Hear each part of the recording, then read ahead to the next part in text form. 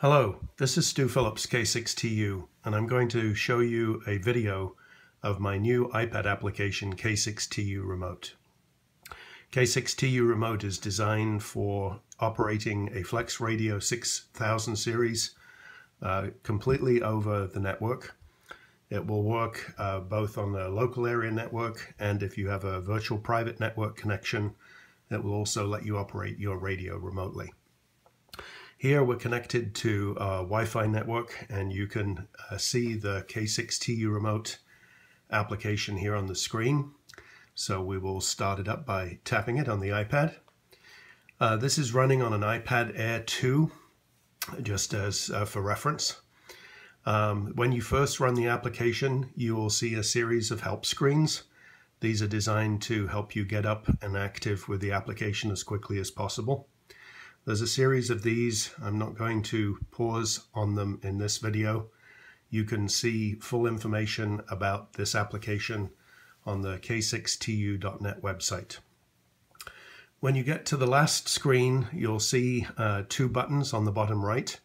One gives you the option of not showing the help screens the next time the application runs.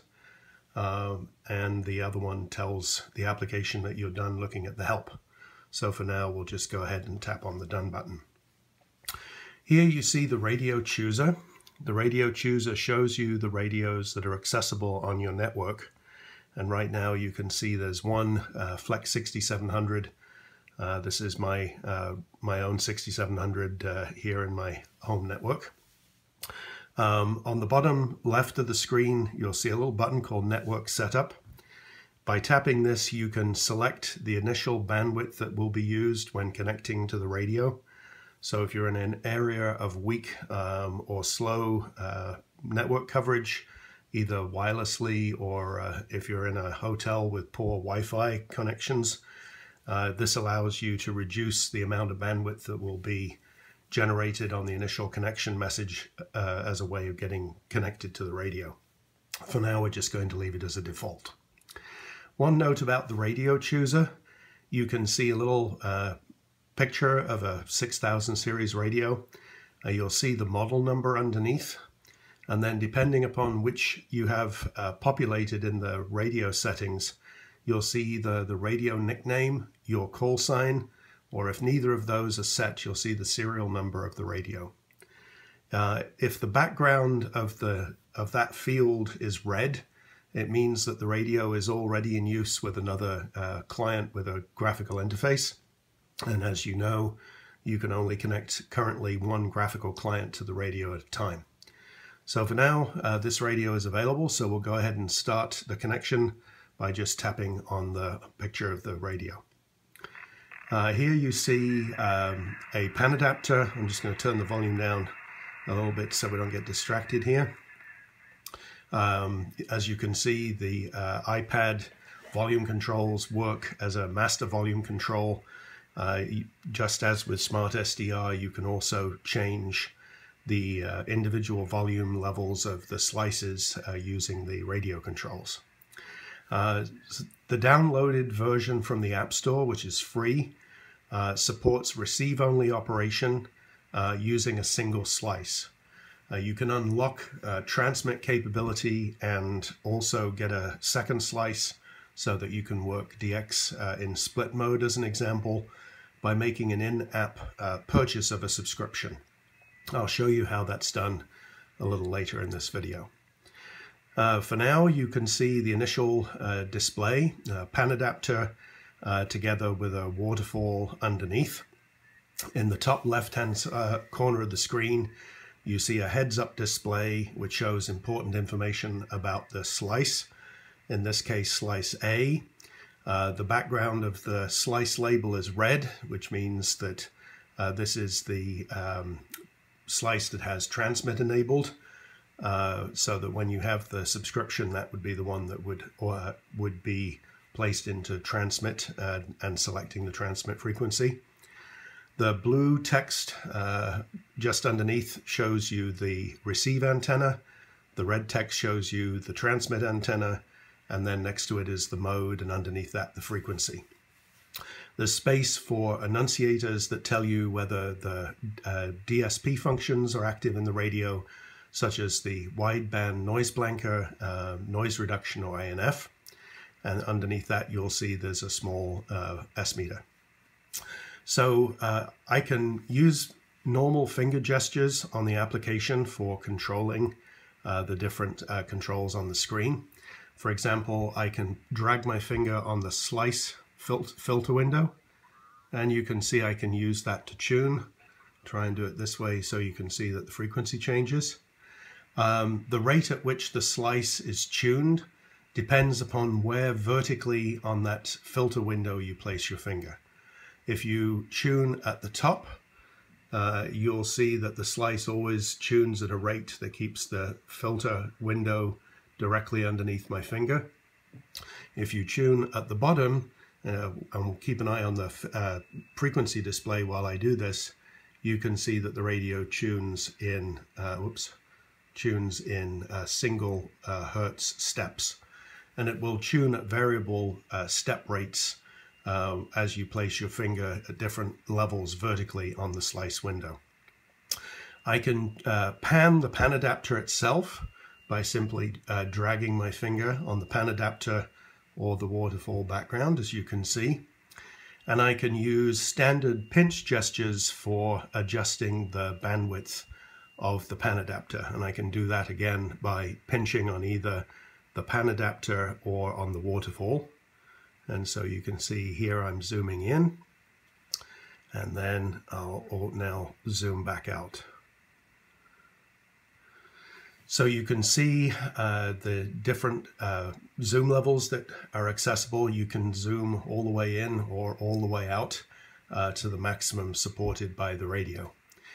I can also use my finger on the vertical scale to adjust the trace level of the pan adapter, depending upon what band I'm on or what background noise levels I may have. So you can hear in the background, I'll just turn it up a little bit now, the audio from the radio. This is again coming completely remotely across the network. Let's see if we can find a station with some decent strength. Here's somebody a little ways up the band. Convenient. I can also tune by double tapping on the screen. That interference that you saw was actually my step IR tuning. I have the radio and the stepper configured so that the stepper follows the radio. And you can hear the guy in the background a little faintly. I guess he turned it over to, there we go.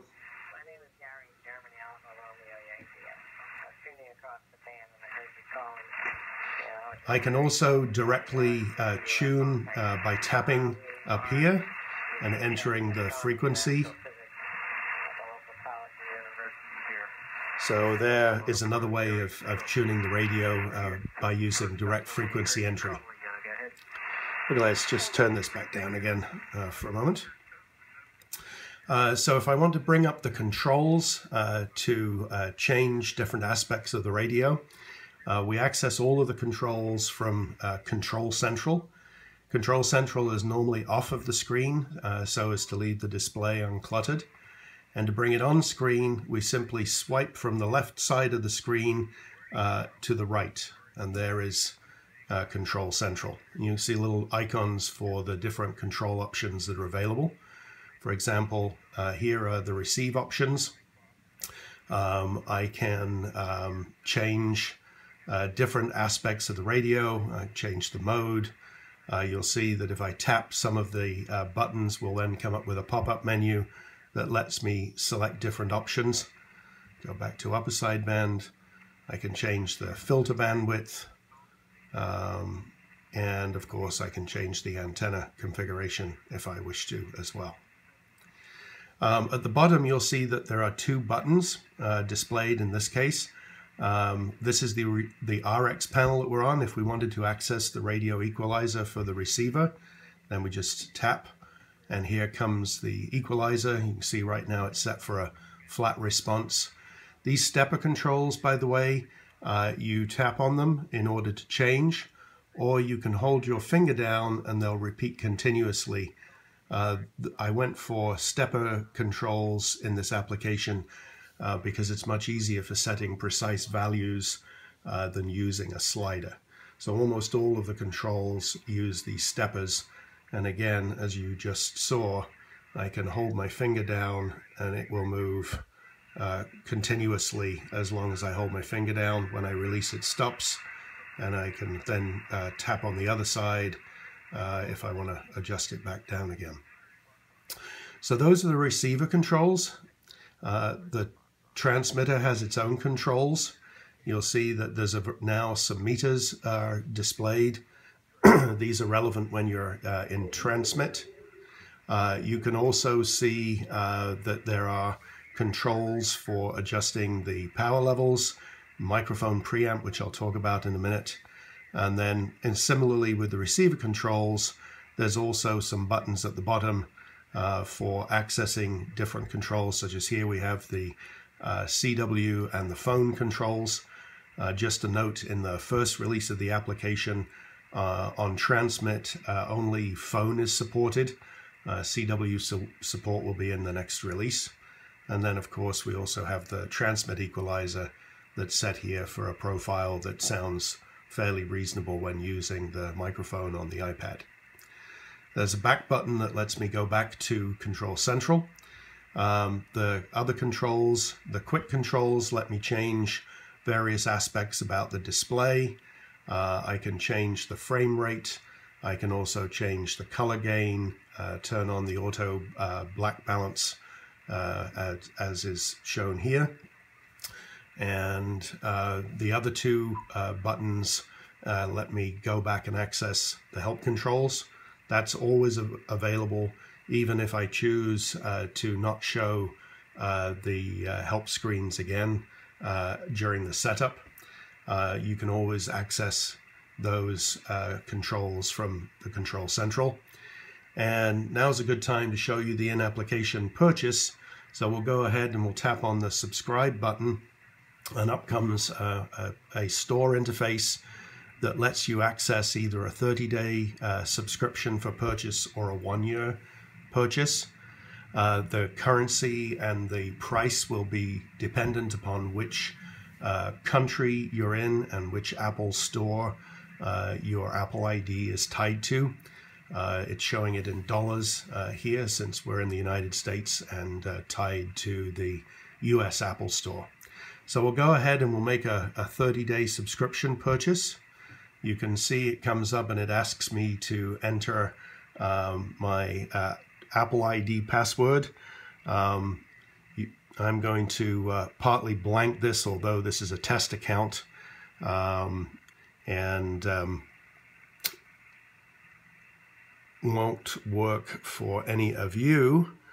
You'll have to use a real Apple ID in order to purchase. So then it should come up and it says, would you like to use touch? I'm just going to say no.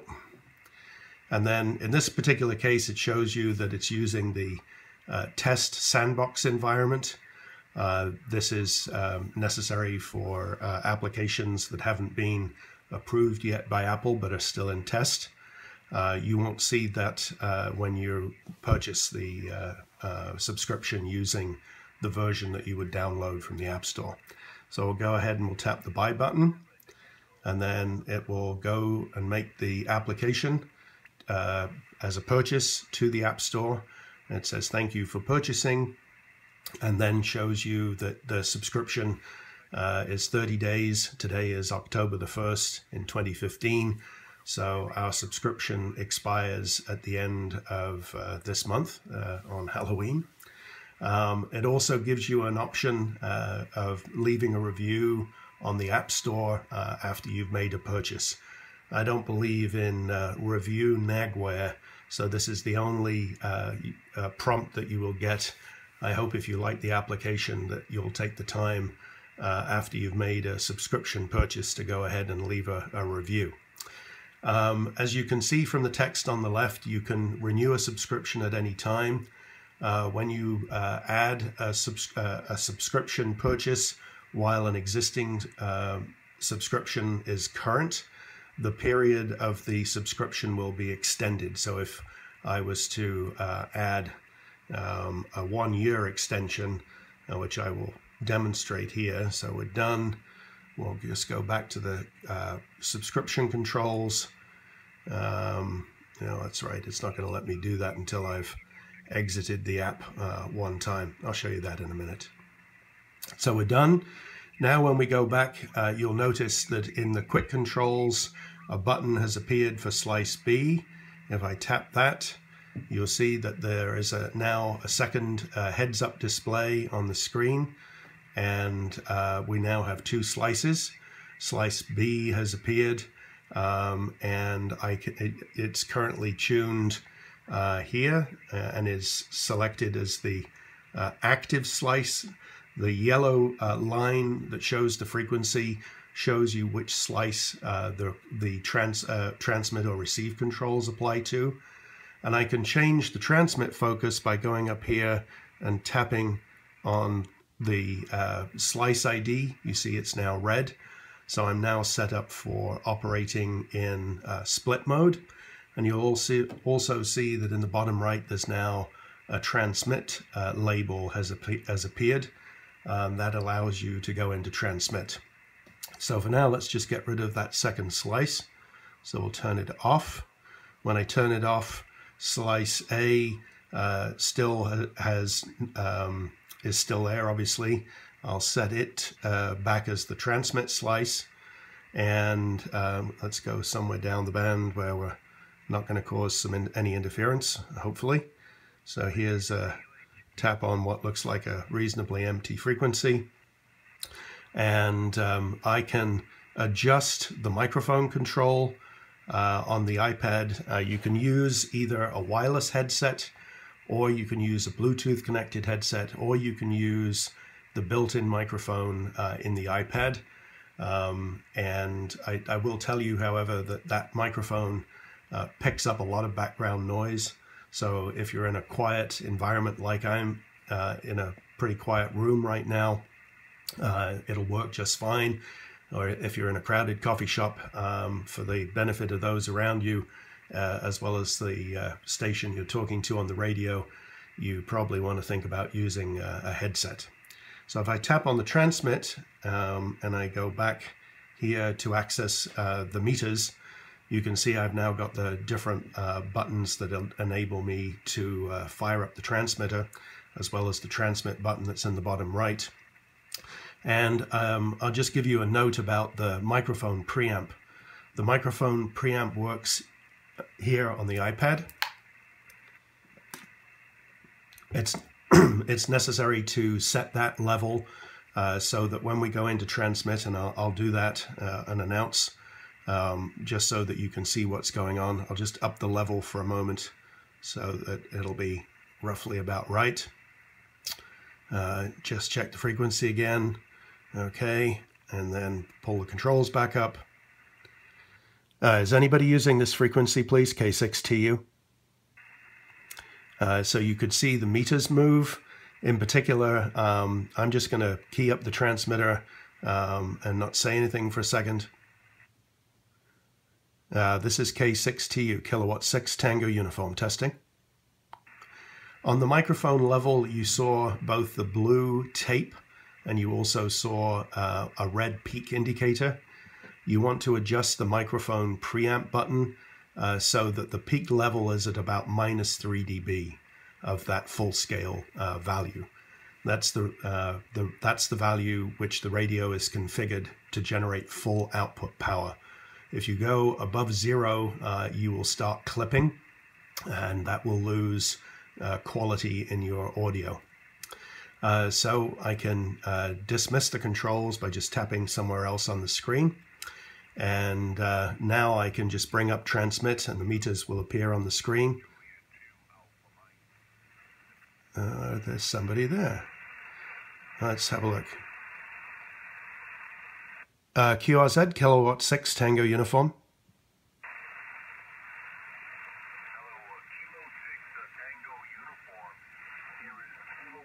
Japan 2 Alpha Mexico. How copy?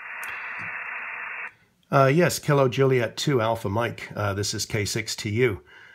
Thanks very much and for giving me a call. I'm copying you fine. I'll give you a report on the next over. The name is Stu, Sierra Tango Uniform, and I'm in Woodside, California. And you've actually appeared at a very auspicious moment. I'm just making a video of my iPad application that's controlling my radio. So I hope you don't mind, but you are on candid camera. KJ2 AM, K6TU. Okay, Stu, very good. You're 5 and 5, 5 and 6, 5, 5, 5 and 6 into New York City, Stu. Okay, we're over here on the western coast of Long Island, west coast of Long Island in Queens, New York, and the name over here is Joe, Juliet Oscar Echo, running a ICOM 756 Pro 3 and a 40-meter loop, 40-meter vertical loop around 2 trees in the backyard area there. QSL? Yes, okay, Joe. KJ2 AM, K6TU. You're about 5 by 6 here. Very easy to copy. A little bit of QSB fading, but not losing you at all. I'm not beaming in your direction. My antenna is actually pointed to Europe right now, and I'm away from a place where I can turn the rotor. I'm running a Flex 6700 barefoot, peaking about 100 watts out. And I'm actually nowhere near the radio. I'm upstairs in a room in my house, and I'm talking to you on an iPad application called K6TU Remote that is driving the radio completely over the network. And literally no wires. I'm using the iPad microphone.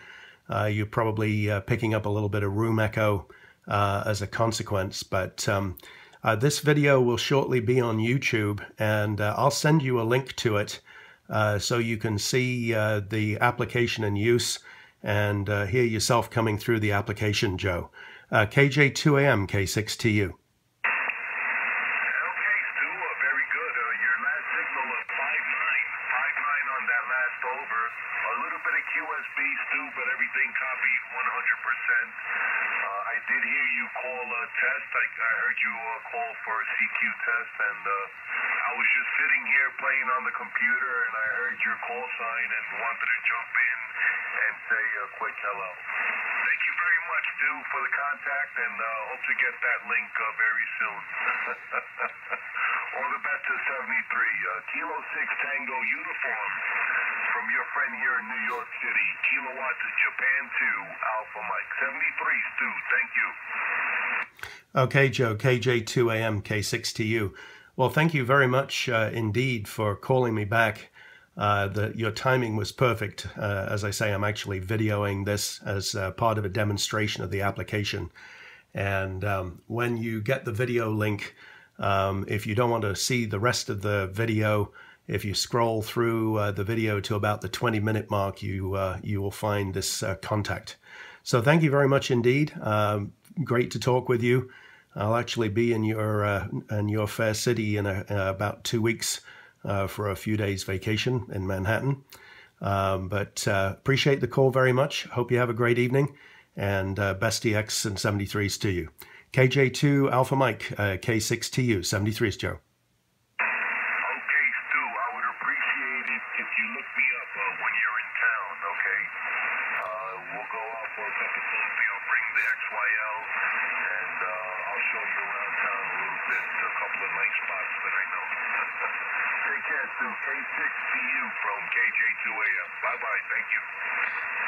Okay, Joe, appreciate the offer very much. I don't know whether I'll be able to do it. I will be with my XYL and also with some friends. But if I can, I definitely will. 73s, appreciate it. Have a great one. K6TU clear. Well, as they say, the best laid plans of mice and men, but in this particular case, that worked out great. So that concludes the demonstration of K6TU Remote. There's a lot of other capabilities in the application, as you can imagine. And there's a lot of new features that are planned for subsequent releases. after this first release gets into the App Store. Thanks very much for viewing. Appreciate it, and you can reach me. You can always find my email address through qrz.com by looking up my call sign. 73s for now. This is Stu Phillips, K6TU, signing off. Bye-bye.